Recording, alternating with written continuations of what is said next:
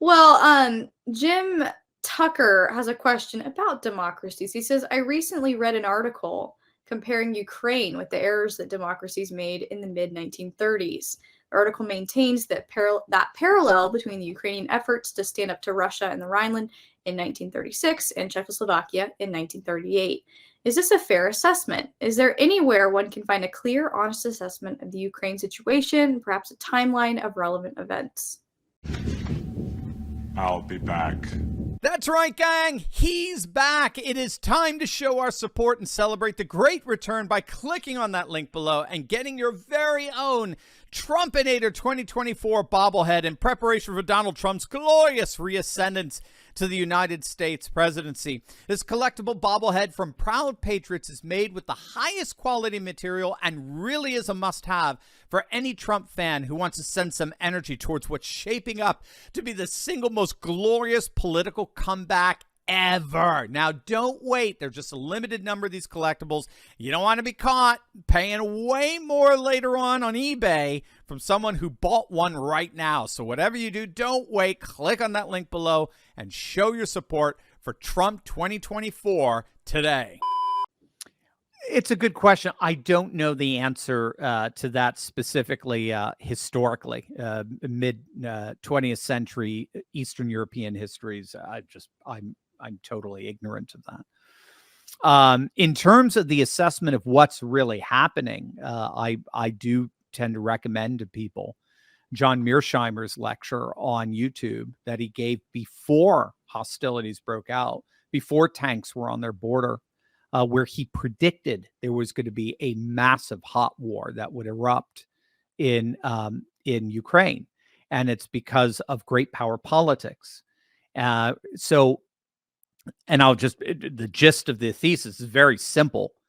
All states amass power. They have to amass power because they don't know what the other state is going to do. The other state might end up invading them or trying to cheat them and trade or what have you.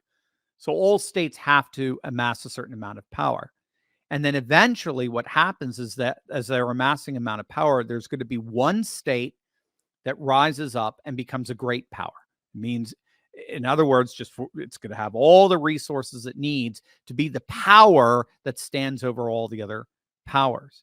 And then by its nature, what a great power does is it protects what's known as its hegemon, its region of influence, because that region of influence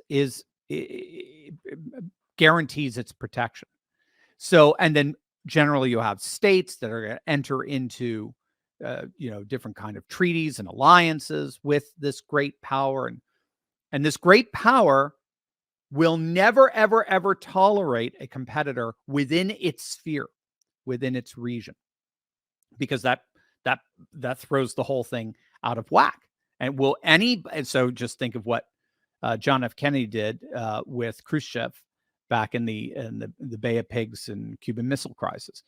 He will not allow Soviet missiles in our sphere, great power, hegemonic sphere of influence. That's just the nature of international relations. After the fall of the Soviet Union in 1991, the United States became the sole superpower, the sole hegemon, the sole great power on the planet. China was still relatively developing, still relatively poor. Russia was completely dismembered. Middle East, Africa, Europe, there was no other world power that can even come close to the United States.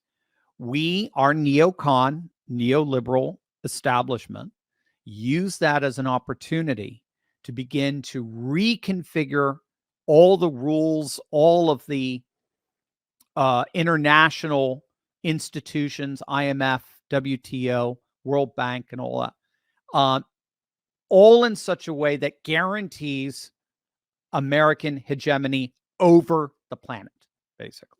So that's what a rules-based order is a international order that it siphons through these institutions that give us the rules by which an order emerges, WTO, IMF, and the World Bank, and the like. What Mearsheimer argued is that in that process, what we were doing is we were using NATO as a way of sort of isolating Russia, because we noticed that Russia wasn't playing by those rules. Russia was, particularly under Putin and starting around 2000, Russia wasn't joining up with the program.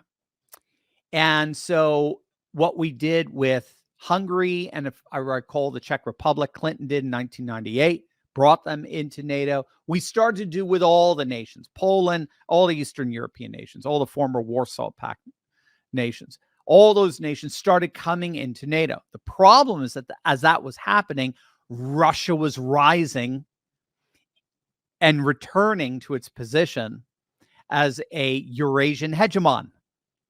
It was becoming a great power, a military power, as was China, as was India. And so what Mearsheimer warned the West was, stop encroaching NATO eastward towards Russia's borders. Stop doing that, because Russia under Putin has become, for all practical purposes, a great power, a hegemon over that region. It has literally a Eurasian alliance of all of its former satellite, Georgia and Armenia, and so sort of satellite states, Azerbaijan, and so forth. And the more you creep into the sphere, the more they are going to be forced to push you out, just like John Kennedy did to Khrushchev. And if you so much as think of going into Ukraine, that's it. I can guarantee you the attempt to bring Ukraine into NATO will be the powder keg that blows up a hot war with Russia, and Russia will invade Ukraine. Russia will not allow Ukraine to disrupt its hegemon. And that's exactly, in effect, what happened. Has nothing to do with democracy. Nothing. Obviously, Zelensky's a thug. He's a dictator. It doesn't have a democratic bone in his body. It's got nothing to do with democracy. It's got nothing to do with Russia being this bad, evil, dictator Putin and all that sort of stuff. It has everything to do with bumbling Biden trying to hold on to a unipolar, rules-based order that doesn't exist anymore. It's that simple. I hope you enjoyed that clip of my Monday night Insiders Club live stream. Join us live next week by clicking on the link in the description below and joining the coalition of patriots worldwide building a parallel economy to return to our roots of faith, family, and freedom. Click below right now.